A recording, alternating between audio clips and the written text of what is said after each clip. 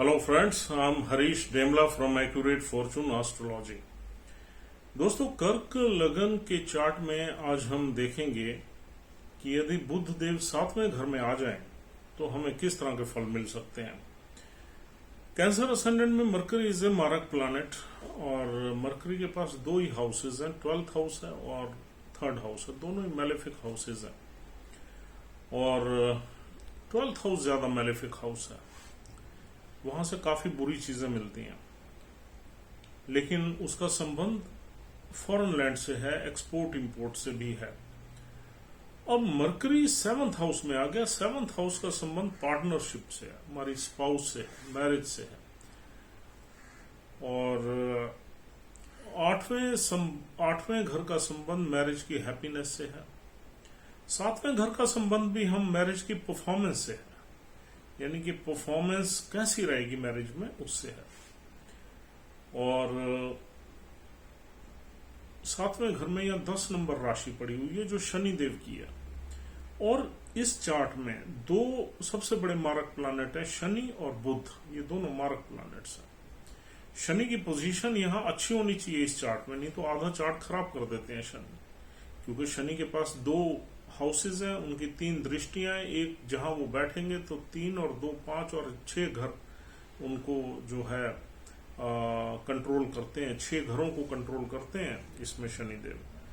और बुध देव भी मारक प्लैनेट है, शनि के बाद बुध मारक प्लैनेट है। और बुध तो जैसे शनि चंद्र का एनिमी है, मून का ये लगन है, ऐसे ही बुध भी चंद्र का एनिमी है। दोनों ही ये दुश्मन है और दोनों ये मिल जाएं, या शनि के साथ राहु मिल जाए या केतु मिल जाए, तो इस चार्ट को बहुत ही ज्यादा पीड़ित कर देते हैं और इनकी जो लाइफ है एट ए टॉस आ जाती है। अगर शनि बहुत ही खराब पड़ा हो और साथ में राहु भी मिल जाए, तो ये दोनों मैलेफिक एनर्जीज जो है, ये दोनों ही मून के एनिमीज हैं।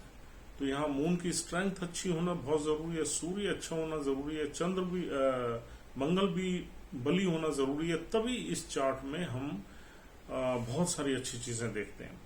लेकिन ये लोग रॉयल फैमिली से, इनका जो संबंध है रीगलनेस से है, इनका संबंध रीगलनेस का मतलब they belong to some royal families.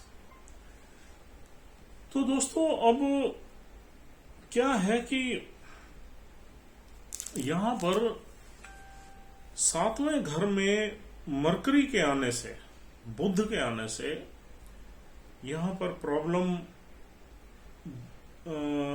Partnership में प्रॉब्लम इंडिकेटेड है, क्योंकि 12वें घर का असर आ जाएगा। और 12वां घर डिस्टेंस का घर है, टेंशन का है और खराब घर है, मैलेफिक हाउस है। अगर 12वें घर का लॉर्ड जब भी हमारे 7th हाउस में आता है तो ये हमारी मैरिज को अफेक्ट करता है नेगेटिवली।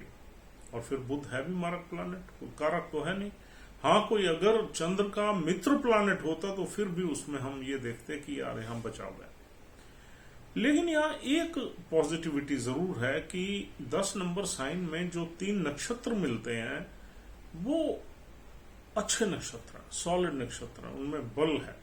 यानी कि पहला सूर्य का नक्षत्र है, उत्तराषाढ़ा नक्षत्र, जिसके 3 चरण मिलते हैं 10 नंबर राशि में,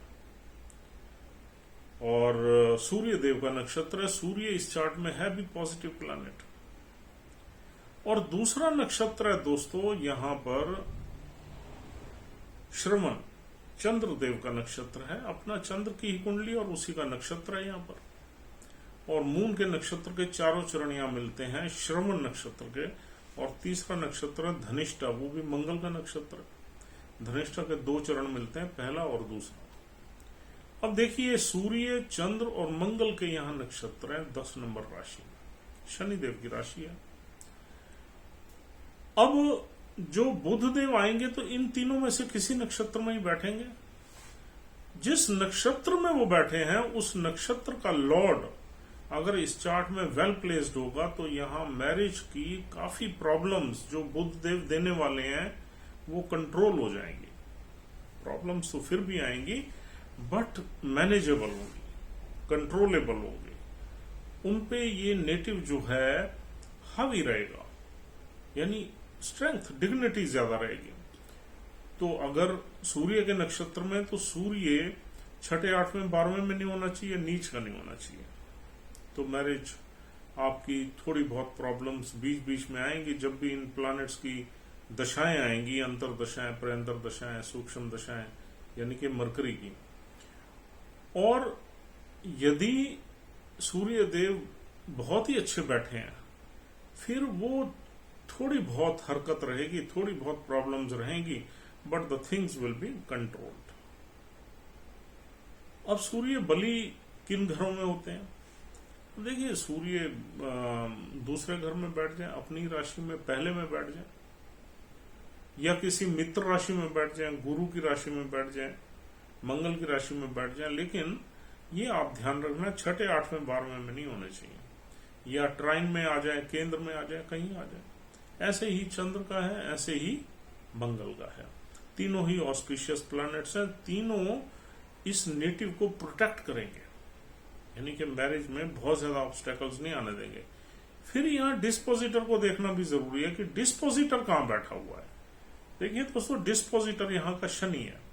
शनि छठे में चला गया तो प्रॉब्लम थोड़ी और बढ़ जाएंगी। आठवें में चला गया, 12वें में चला गया, तो शनि अगर इन भावों में चला गया प्रॉब्लम थोड़ी बढ़ेगी। हालांकि आठवें में शनि की मूल त्रिकोण राशि है, वहां हम बढ़ना नहीं कह सकते, लेकिन छठे में और 12वें में दिक्कत आएगी। या शनि फिर नीच का बैठ जाए तो दिक्कत आएगी। तो आपको ये कॉम्बिनेशंस देखते हैं शादी की सक्सेस के लिए। अब दोस्तों थोड़ा सा और गहराई में उतरते हैं। अगर यहां बुध के साथ केतु बैठ गया, राहु बैठ गया, तो यहां दिक्कत बढ़ेगी। शनि बैठ गया तो कोई दिक्कत की बात नहीं है, उसकी अपनी राशि है और शनि और बुध में मित्रता भी है और शादी के घर का स्वामी भी है शनि। लेकिन राहु और केतु बैठ गया तो दिक्कत आएगी। अब अगर यहां पर मंगल बैठ गया तो भी थोड़ी दिक्कत जरूर आएगी, क्योंकि मंगल और मरकरी में एनिमिटी है। तो आपने ये देखना है कि क्या बुध यहां पर मैलेफिक इन्फ्लुएंस में तो नहीं है, क्योंकि बुध की एक नेचर है कि जिस प्लैनेट के साथ बैठता है उसी तरह के रिजल्ट्स देना शुरू कर देता है। उस तरह के रिजल्ट्स, अगर मैलेफिक प्लैनेट के साथ बैठेगा मैलेफिक रिजल्ट शुरू कर देगा, अगर पॉजिटिव के साथ बैठेगा पॉजिटिव देना शुरू कर देगा। तो ये बुध की एक फितरत है और इन्हीं चीजों के नाम से ही जाना जाता है बुध। तो मैरिज की परफॉर्मेंस इस तरीके से चलेगी। अब आते हैं हम बिजनेस पार्टनरशिप की तरफ। बिजनेस पार्टनरशिप में आपने अगर 12वें घर से कोई काम कर लिया, यानी कि इंपोर्ट से कोई काम कर लिया, एक्सपोर्ट से कर लिया, 12th हाउस के सिग्निफिकेंस से जुड़ गए, कहीं सिविलाइज्ड हमारी जो कम्युनिटीज हैं उससे कहीं दूर आपने फैक्ट्री खोल ली या कोई काम कर लिया, कोई ट्रेडिंग हाउस खोल लिया, तो भी आपका काम चलने के आसार बनेंगे।